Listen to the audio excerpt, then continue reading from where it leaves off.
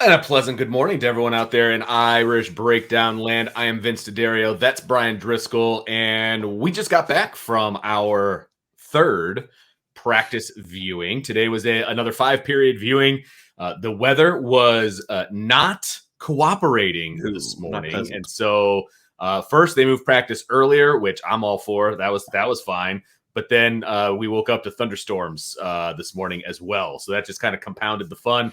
So it was all indoors this morning, and so we kind of had the aerial view of things this morning, and you know, not bad. Like we got Yeah, to see a few things. yeah. We always want more from the defense. They always leave us wanting more from the defense, but Which we is were able to see some other things as well.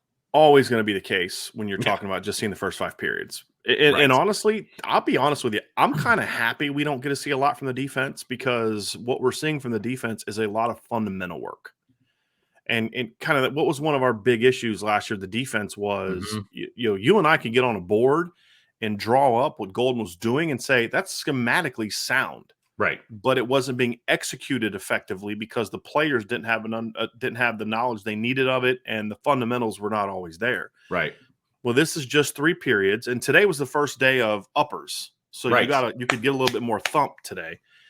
Uppers are shoulder pads. So the first 2 days, this is how fall camp goes. First 2 days are just helmets. So you got helmets, shirts, shorts. They have like those little, you Yeah, know, the little just to give a like little protection, foamy. but you're not Yeah, hitting the first 2 days. Today, shoulder pads are on, which for DBs is basically full gear the way that they wear their yeah. pads nowadays. Seriously, But so you did get to see a little bit of that, but for the first 3 days anyway, the defense has spent the entire first half an hour of practice either in a special teams drill or working on fundamentals. And today, defensively, we got to see the defensive linemen working on shoots and run fits yeah, and different get off things. They weren't going full speed. So there's not a lot to tell you about how guys looked athletically. sure. We were watching, the ends going on side against, double tight situations and what the proper run fits are and the proper hand placement and technique. And linebackers were working on tackling. Vince, we saw Coach Freeman was with them a lot during those tackling periods. So Yes. was Coach Golden. Yeah, they were So together. They were kind of tag teaming a lot of the I individual mean, it was stuff. really a three guy. I mean, because you have Yeah, also have Max Bullet down there. yeah, So a lot of time on that. Spent time on pursuit drills. It's not tackling. It's just about taking proper angles to running yeah. backs and tight ends catching balls. Some We ball saw Coach recognition Mickens. type stuff, putting the ball in the Right. air, letting safeties track it, Right. that kind of Corners were stuff. working on press technique. And Yep. that was really cool because we were right on top. We were right on top of Yeah. Coach Mickens. So we got to hear a lot from Coach Mickens, and you can just hear just the little intricacies of it. Like, man, as a receiver, it's like when a guy's teaching that, like that, teaching like a 3-hand type of way to react against press moves, to keep hands on, proper transition technique, all that type of stuff. You really got to see here. We got to hear a lot of that. I was watching a lot of that while you were Yeah. watching the safeties working on their back pedal and doing those different types of things. And we'll spend some time talking about those type of things today. But it was good to see a lot of fundamental work, a lot of Yeah. tackling work, a lot of proper angle work. Now the angles are still a work in progress for the linebackers and safeties, Agreed. but definitely working on it on day 3. Part of the problem with them, well, I will say this: the angles were good when they were going against tight ends. The angles weren't as good against the running backs because they're like, they're running a little different speed, right? Yeah. But that's a good thing. Yeah. And so we saw a lot of fundamental work today. Receivers, same thing, doing a lot of working off of the press, doing a lot of work on, coach. I wish we had these when I've said this every year. I wish we had these when I was coaching. Those pads they put on their forearms They're because like they I look never, just like giant yeah, cones that they put on their hand. You can whack, those whack. we had to do that with just off my arms. So I have permanently bruised forearms. But just working with Coach Stuckey on those, working on hand technique on getting through a DB on your top end, because what that means is essentially is I'm getting to the top end is the top of the route. So if I'm running a 12-yard curl, it's basically the movement I make at the top of that route. So if I'm making a curl at 12, I get to 12, I've got to make some sort of move on the DB to sink my hips, work back to the quarterback. Well, if a guy is sitting there at 10 and I got to get to 12, you don't just stop at 10. That's what he wants you to do. You Right. have some kind of technique to get through him, staying on your track and using your hands to beat that. Or if you're going to run an in cut, using your hands to make sure he doesn't just ride you or throw you inside. all those different types of things. We saw them working on those. And then, of course, they finished up at the end with routes on air with the offense and the defense. And, of course, Vince, we'll talk about the end, but we got to see a little bit of the place kickers today. Yes, we finally did. We'll have a little bit of a different takeaway from that than we did from the punters. That's for sure. So let's talk a little offense, Vince. Kind of get that out there first, and then we'll dive a little bit more detail into specifics of what we saw on defense. Yeah, definitely. So let's talk quarterbacks with these guys. And again, it was a lot of one-on-one stuff. It was a lot of the quarterbacks were working on moving around in the pocket, not stepping up into the pocket depending on where the rush is coming from. So we're seeing a lot of that so far. Yeah, good footwork in the pocket, that kind of stuff. Not bailing, right away, because that's obviously an instinct that some quarterbacks have. As soon as they see pressure, they bail. They're working on staying in the pocket. Kind of, what Tom Brady is just really, really good at, right? He's not going to burn you while he's running, but his footwork in the pocket is outstanding, right? And so that's the kind of stuff that they were working on today. And I thought they looked pretty good at it. I would say, Vince, really the first 3 days we've seen a lot of pocket manipulation with work with the quarterbacks. Good word. Yesterday they were talking about kind of getting out of the pocket, throwing on the run a little bit to the left. Today they were climbing the pocket. Right. They were also doing things where when the pressure's there and there's nowhere to go but back, and then getting the ball out, changing arm angles, get the ball out, doing a lot of that work today as well. So, and then of course a lot of handoff technique. And as I don't know if we mentioned this yesterday, but the handoffs are going to be coming at a lot of different angles this year, and we'll just kind of leave it at that. It's going to be very much varied in how the ball gets from the quarterback to the running backs this year. Right. Again, we've got to be careful we don't get into too much specifics. I would like to be allowed back at practice, and I would always, as a coach, would say, hey, man, you're kind of giving away some of the changes we're making this year in the run game by what you're saying. So we'll just be careful with that. But there's definitely doing that. So, and we're seeing them work on a lot of that. So a lot of reps today, Vince. Yes. Like you made the point to me during RVA where they had to get one of the assistant student managers who's got a hose, by the way. No doubt. He was throwing wheel routes to the running backs. I don't mind saying that because we've seen Notre Dame run wheel routes before at running back, but they were getting 5 guys out in the routes and they only have 4 quarterbacks. Right. So they had this student manager guy throwing the football and like roping the football. I mean, he was like, everyone, boom, boom. Like, can somebody get this guy a jersey? Like it was funny because I was like, they're throwing 5 balls. He's like, what are you talking about? You're like, what are you talking about? There's only 4 quarterbacks. I said, no, he's the guy throwing the wheel to the right. He's like, no, he's not. It's like, it's that guy. He's behind the quarterbacks. I was watching the running backs. Right. But I wasn't watching who was throwing the ball. Right.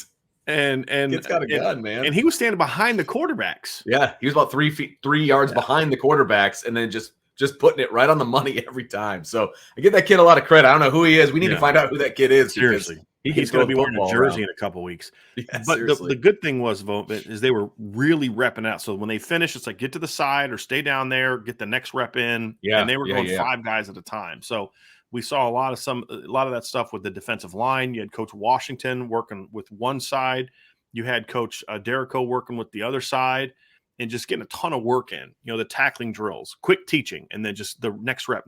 So a lot of work in a short period of time from a fundamental standpoint. It's just not going to be a lot of sexy stuff for us to talk about. So-and-so looked great, but, it's a positive because there's a lot of teaching today. Yes. And that's something to certainly. A lot of teaching, a lot of reps. And that's, this time of fall camp for me, you always want to get these guys as many reps as possible. And that's very clearly something that they're trying to do. I mean, I have never seen a team, a Notre Dame team, when we're watching them, get as many reps as these guys are getting. There's no standing around. There's no, it's just rep. And as soon as they end at one side of the field, the quarterbacks run down and they get more reps on the other side of the field, going the other direction. I mean, it is a ton of, walk-ons are getting a boatload of reps with the way that they're doing, with the way they're handling practice. Now, that's going to dial down as you get further and further into fall practice. But as of right now, man, there is just a ton of reps, and they're in and out of these drills super fast as well. And a lot of teaching going on. Yes. That's the other thing. There's a lot of teaching going on. So, and they're teaching the whole roster, by the way. They're not so far. Yeah, they've done a good job of that. As of right now, they're teaching the whole roster, which I like that a lot, especially early on in camp. I mean, they're focusing on the entire roster, walk-ons, whatever. I dig that. I like that a lot. I'm just happy we're still day 3, and there's There's still only only the one guy on yeah. the bike so Yeah. far, and that was Caleb Smith. So he's the only one out there. Vince, the other thing that I noticed today too, it wasn't perfect. Correct me if I'm wrong, because again, I wasn't at fall camp last year.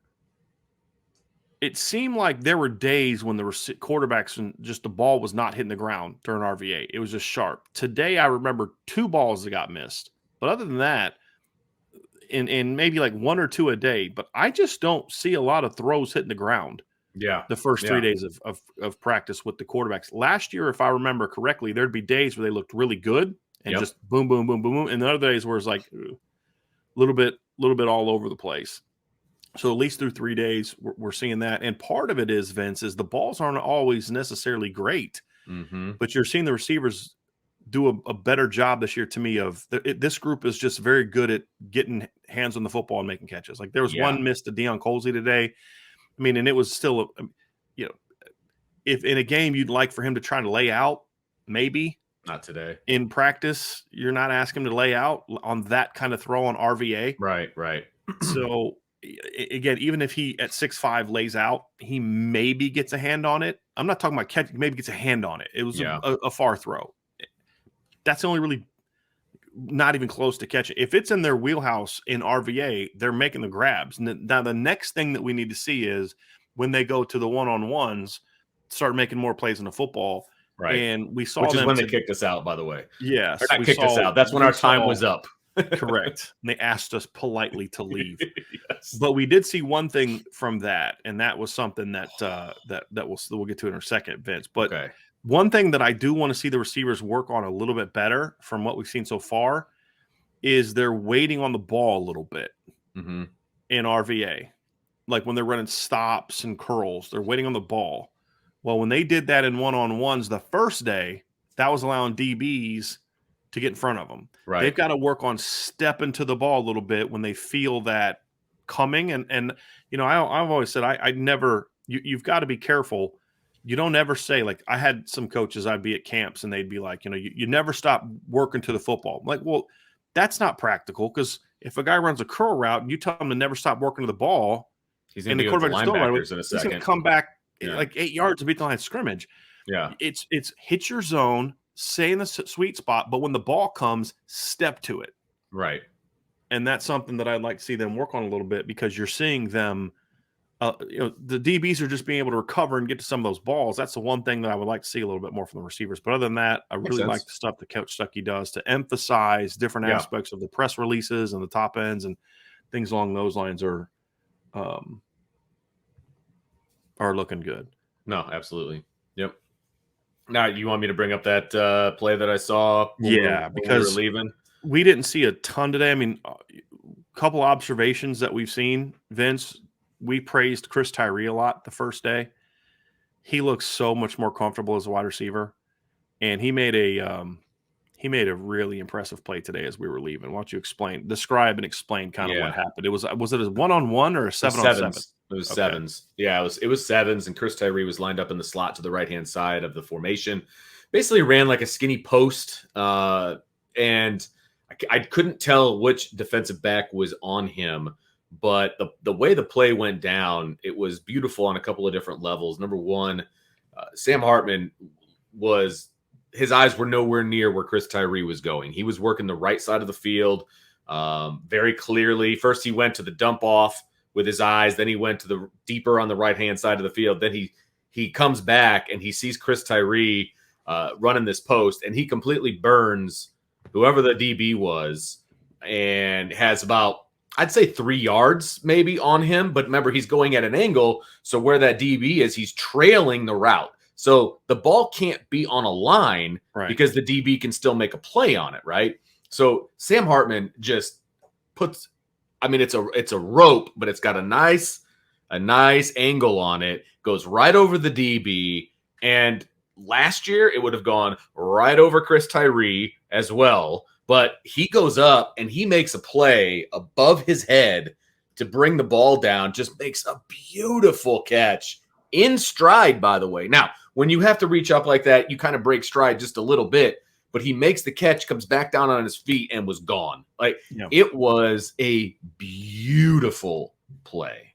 And here's why that matters, because that's the play he was not making in the spring. Correct. He was not catching those hard, out of his comfort zone throws in the spring. Yes. So that was a good thing to see. I was like, okay, this is so basically great. what was happening, Vince, is Sam Hartman's reading low to high to the right side, knowing that if the safety comes here as I go to high, that means I've got that one-on-one backside, and he came back to it and hit that throw immediately. So it was good to see that. But the point is, we're seeing him continue to do it was nice to see that today, because in the first couple days they were doing a lot of red zone stuff. We weren't really seeing him turn it loose. So it was nice to see that. But when we see RVA and those type of situations, we're seeing Sam Hartman be willing to get the ball down the field. And the timing is so much better. To Chris Tyree, which is huge. But the timing is so much better this fall so far compared to last spring, which you'd expect, because he's got so much more work with these guys under his belt. But that's been a good sign. I thought Steve Angeli threw the ball okay today. Ball placement wasn't super great, but he's getting it out. His timing was a little bit better in RVA today. Kenny Minchie, I thought, spun the ball really well today. And you're going to have that with the two young guys. There's going to be days where Kenny's really good and days where he's rough. There's going to be days where Steve's rough and other days where he's really good, and vice versa. And I don't know that Steve had a bad day. We only saw 5 periods. He could have gone out and 7-on-7 a team and lit the world on fire. Just today, and RVA is just a little off with some of his ball placement stuff. Sure. And I thought Kenny was just a little bit sharper from what I could see from what we saw today. Yeah. But though in running backs, I tried to key a little bit on Devin Ford today catching the ball, and Jadarian Price catching the ball, because we already seen Jeremiah Love catch the ball. We know what Jabron Payne can do catching the ball. I was really impressed with how well Devin Ford runs routes and catches the football. I liked what I saw from him. And I thought Jadarian Price caught the ball down the field today really clean, which was good to see. Like, he catches the ball naturally. Nice little over the shoulder on those wheel routes. Yeah, absolutely. We saw him catch the ball well in high school. It's a couple years now. It was nice to see him catching the ball well today. So, tight end wise, I think Cooper. I was curious to see how well Cooper Flanagan moved around, and it's kind of hard to evaluate him because you're comparing him to Holden Stace and Eli Raridan, which is a little unfair, because he's he's a different type of athlete, different type of player. You're not going to ask him to do what Jurassic and Holden Stace do. We've said this before. He's a little bit of a traditional tight end, where Holden Stace is a little bit more of the modern tight end. Eli Raridan is the tall, long, fast guy. But he's carrying his weight well. I will say this. That's the good thing I saw about Cooper Flanagan, because 6'6", 262, that's big boy for a freshman. Right. He carries the ball. He carries the weight well, and he catches the ball well. I didn't get to see him running a ton of real sharp routes today, because they were doing a lot of stuff that didn't require that type of movement, seams and overs and stuff today. I thought he caught the ball really clean. We haven't talked a lot about him as a freshman. I thought he caught the ball very clean. The only bad play I saw from a tight end was a play where Kevin Bauman just did not even try to make a play on the football. But Vince, you could tell immediately afterwards, because what happens is you've got 5 guys running a route and 4 quarterbacks, and then the student manager throwing to a different guy. This was just balls everywhere. This was the first rep of a different play. Yeah. And it was obvious that he thought the ball was coming from this guy, but this guy threw the ball. And by the time he saw that this guy was throwing the ball, it's like he didn't have time to make a play on it. So, like, if it was just an individual route, I'd have been like, terrible effort, right? Right. But you could just tell, Vince, by the way he was reacting, he was looking around like, who threw to you? Like, he didn't know who was throwing the ball to him. Right. So, and then the next play, there was also some miscommunication. Like, one guy just didn't even throw the ball. Dylan didn't even throw the ball, and he just waited. He's like, oh, okay, here's the crosser. Let me throw that, right? I mean, it was one of those things where then they had to kind of, okay, here's who's throwing the ball. So I will say it is confusing. So I didn't have an issue with it when you saw that, because, like, Kevin Bauman's not a guy that's not going to give effort. That was the only really bad play we saw from the tight ends today, and the little we saw, but that's not one of the, I don't really put that on him. It was so, I mean, Vince, he didn't even put his hands up for a ball. No. It looked like he was just running. He saw it until it, like, was here. Right. Like, I mean, there was no way he knew that ball was coming to him. Right. Because as soon as he looked back, he looked around like, was that to me? You know what I mean? Right. And he's a senior, so that's not happening if, so I think there was a miscommunication. But other than that, I thought guys caught the ball well. Yeah. Ball placement was not elite today, but it was good. But they were catching the ball. There's a lot of guys, and they were working on that during individual, really catching the ball on different angles and everything. They were working on like one, kind of turning around, making one hand grabs. They were doing different things. They were receivers to work on catching balls that aren't here. Right. That's something that good receiver coaches learn to do, Vince, is you don't always just have your guys work on the jugs machine where the ball is right here. They've got to learn and be taught how to adjust their bodies to tougher throws. And we saw them working on that today. So remember in day one, we talked about the play where Tobias went up, kind of high pointed the ball, brought it down, and then Benjamin Morrison knocked it out. Remember that? So yesterday, they were working on a drill where they were high pointing the ball, and then they had to pull it back and they had to put it in different places. Which is exactly what we talked about. And look, and I don't know if it was a direct result of that play or if they already had it planned, but the point is they were working on that, which is directly applicable to something that we saw happen the day before in practice. I mean, and you could tell that they had done it before. I mean, because they were all going up, high pointing it, and then ripping it down. They were ripping it down in different angles and behind their head and all over the place. And that was good to see, just because, like I said, the day just before they had an issue with that, and then they were fixing it, which I think was great. Yep. So it's good to see that. We didn't really pay a lot of attention to the offensive line today. Again, they were just kind of working through footwork drills, just pads low, things like that. Vince, let's talk a little about the defense. Again, defensive line didn't get to see a ton today. We saw a little bit of the inside run drills as we were walking out. You were looking at the play to Tyree. I was watching inside run drills.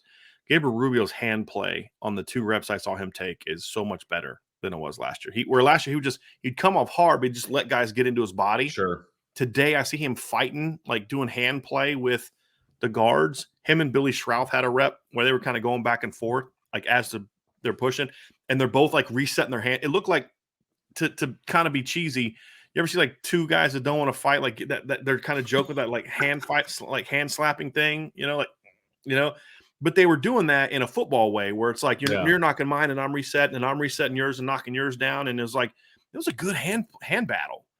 That was a good thing to see, where when Billy got into Gabriel and he was able to immediately get it off, Billy didn't then fall forward and lunge because he didn't have balance. He quickly reset his other hand, slapped it away, and they're doing like this. Mm-hmm. It's a good hand battle from both sides. And the thing I've noticed, Vince, to me, they look from the video, and I want to ask you this. This was the closest that we've really been, like up close to when the O-line and D-line are going against each other. Because when we saw them going against each other on the first day, we were in the stands outside. So we were a good 30, 40 yards away. At least, yeah. Today, we got a chance to see the lineman kind of like right in front of us because we were inside. And I thought this from a distance, and it was very much clarified to me. And I want to know what your opinion is compared to last year. This is a very large football team compared to what I've seen in past years on both sides of the ball. It's long, and you're looking at like inside, for example. Last year, you had a 6'1", 270 to 75 pound nose tackle, and you had a 6'3", 285 pound 3 technique as your starters. This year, you've got that same guy that was 270, 275 last year's now 288, and he's noticeably bigger, but still quick. And then your other guy is 6'5" and an 1/8 and 306 pounds at nose. Gabriel Rubio is noticeably bigger this year, like upper body bigger this year. Jason Onye is very long and large. They're a much bigger interior team, and their offensive line especially, because when you compare it to like the 2021 team especially, this is a massive offensive line, and they're much bigger up the middle than they were last year. Like you had Chris Smith, who was a big kid, but now you've got like 4 290 to 300 plus pound kids working in there today. And that's something that I noticed today as well, Vince. How would you compare that to, like, I just feel like, because, Jarrett Patterson wasn't real big last year. Zeke was smaller than he was last year. Josh Lugg had lost some weight to get his back right because he had so many back problems. He couldn't be 320 anymore. they were just not as big of a team last year to me, and especially on defense. I feel like that's something that I'm encouraged by. Is this is a much more physically imposing trench team than compared to where it was last year. Well, here's what I'll say. If you look at the recruiting class that has come in, the true freshmen, right? You and I were talking about how big those kids are, right? So there's a concerted effort from a recruiting standpoint to bring in bigger bodies, bigger guys. Well, that's clear to me based on last year to this year because they've actually had a full year to develop these guys. They're taking the guys that are on the roster right now and also creating a bigger, stronger team than they had in the past. It didn't seem like that was a point of emphasis in the past. So the point of emphasis has changed, right? It's changed with the guys that are currently on the roster, and it's changed with the guys that they're recruiting as well. They want size, but they don't want to lose the athleticism with the size because they're clearly not with the guys that they're bringing in and the way that they're adding weight to the guys that are already on the roster. They're not sacrificing athleticism for the size, but the size is clearly important, if that makes sense. Right. It does. Yeah. It absolutely does. Yeah. So let's specifically, we did notice it looked like today it looked to me like they're getting ready to do a third down day, which wouldn't surprise me because we saw some guys lined up in positions that they didn't normally play. We saw Jalen Sneed and Drake Bowen working with the line of scrimmage. With the Vipers today. I think so. I have a feeling they were getting ready to be in sort of a blitz period, like a blitz period or a nickel period, something like that today. Right. But we kind of saw them out there. Obviously, didn't get to see those guys working as much with the linebackers today.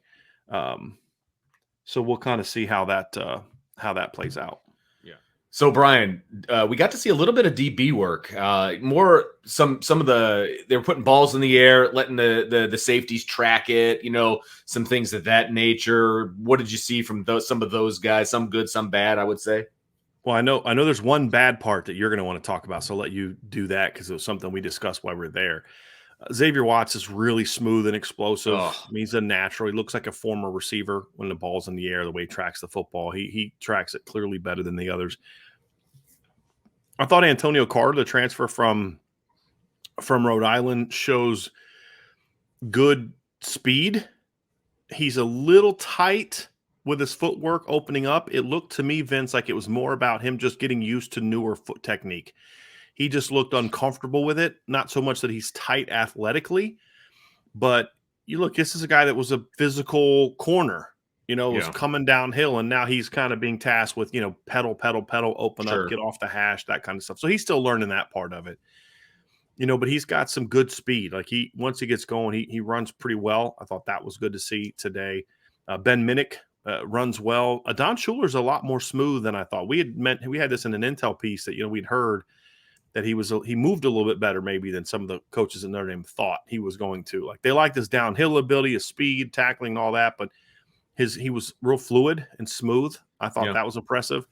I'll be honest with you, athletically, the freshman that impressed me the most today in the drills we saw was Luke Talich, the walk-on from Wyoming. Yeah, again, when we say walk-on, it's because he is, but he's a walk-on who turned down Pac-12 scholarship offers. I mean, I just don't know what else to call him, but he's a heck of a football player, man. He's a really athletic kid. He's super long. That's super long and athletic. Long. Yeah. But absolutely. You watch him play, you're like, he's a walk-on and by technicality only. Yeah.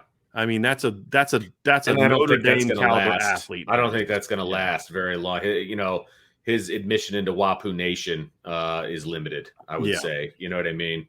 But he is 6'3.5", 198, 200 pounds, rangy, smooth, just doesn't have a lot of the only thing I say is like he's got a little bit of a quiet demeanor when he plays, catches a pass and then kind of puts his head down, jogs back, Right. But athletically, he's impressive. He impressed me. I tried to watch him a little bit more today.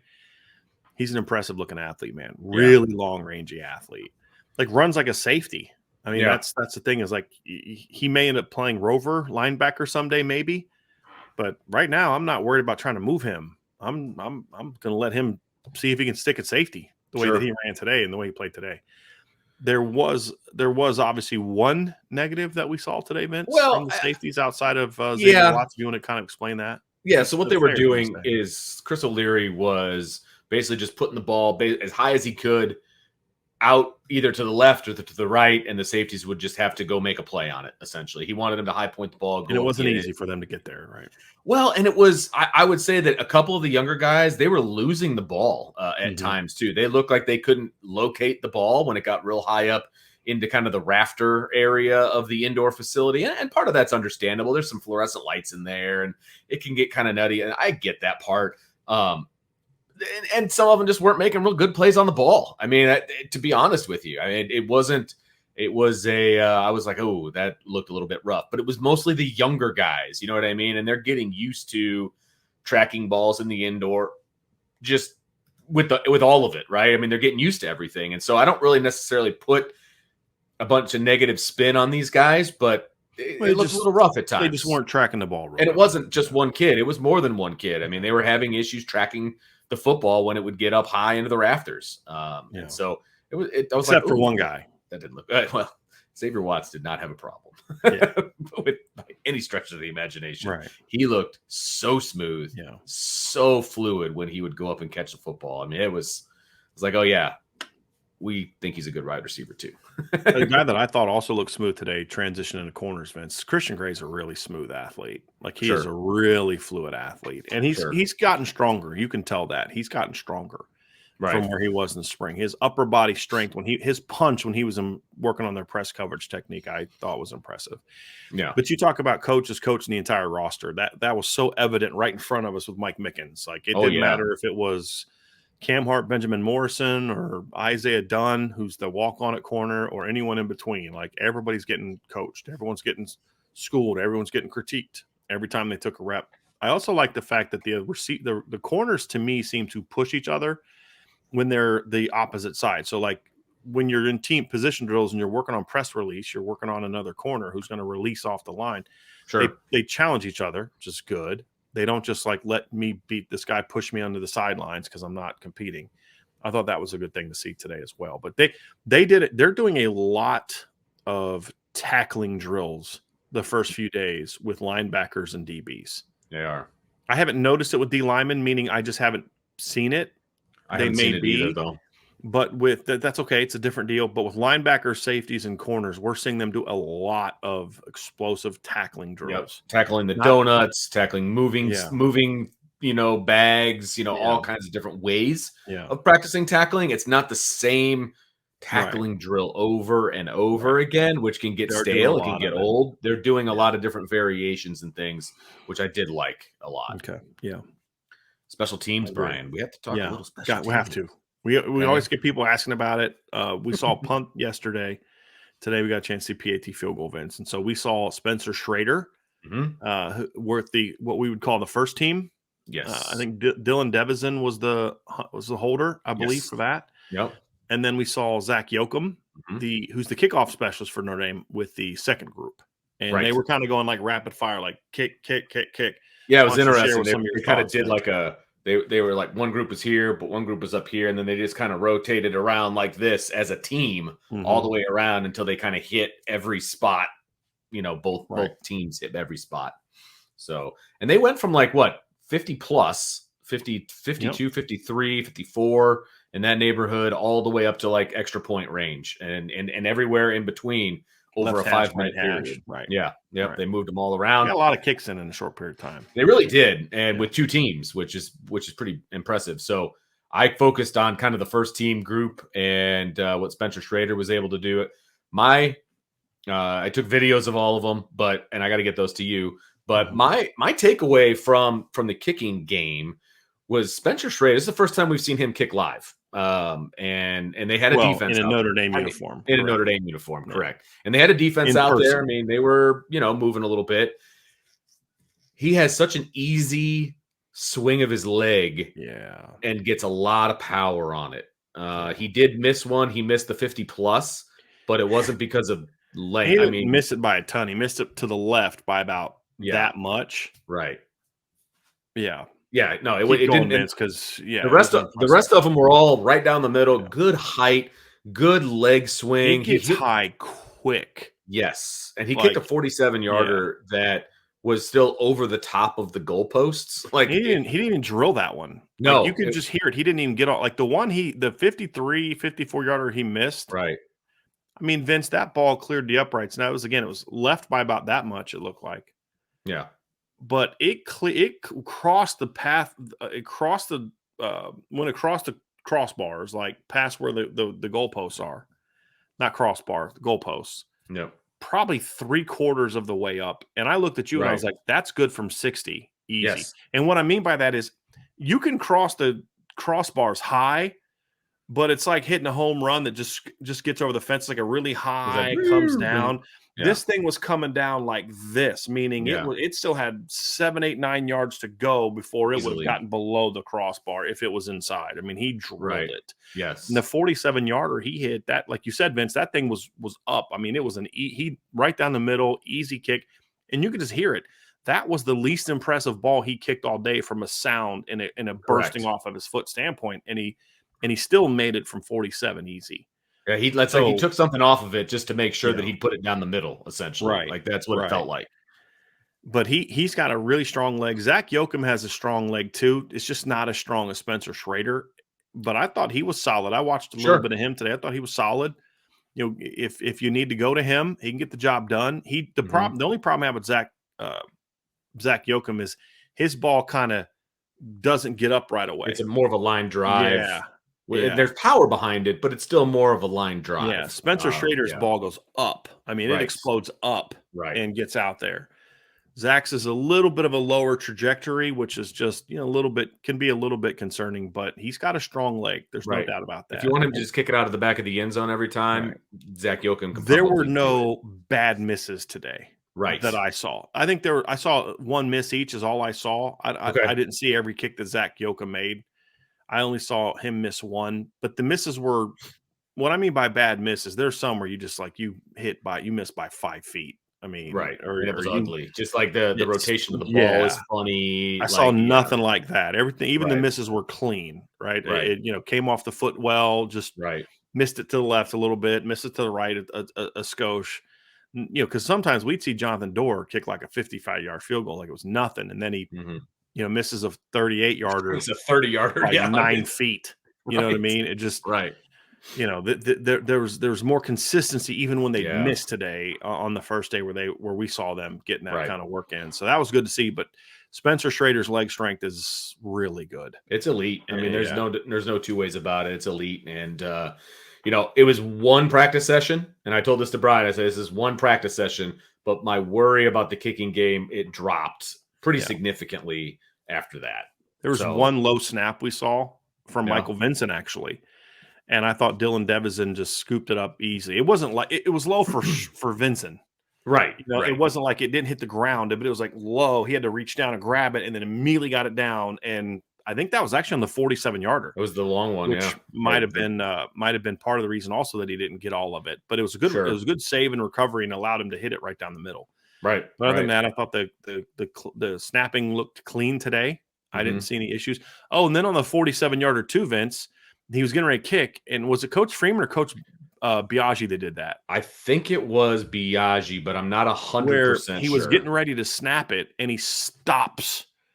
And he makes them stop. Like he simulated, I'm icing you. Yes. I thought that was pretty cool. Like it didn't look like they knew it was going to do that way. Like and that was after the miss, by the way. Yeah. That was after the miss. Something yard miss. Yeah. And he made both Spencer and Dylan get up and like walk away. Yes. And then they had to come back. Yeah, they had to come back and get set up. He nailed it. He nailed it right down the middle. 47-yarder. Yeah. So I thought that was good to see as well.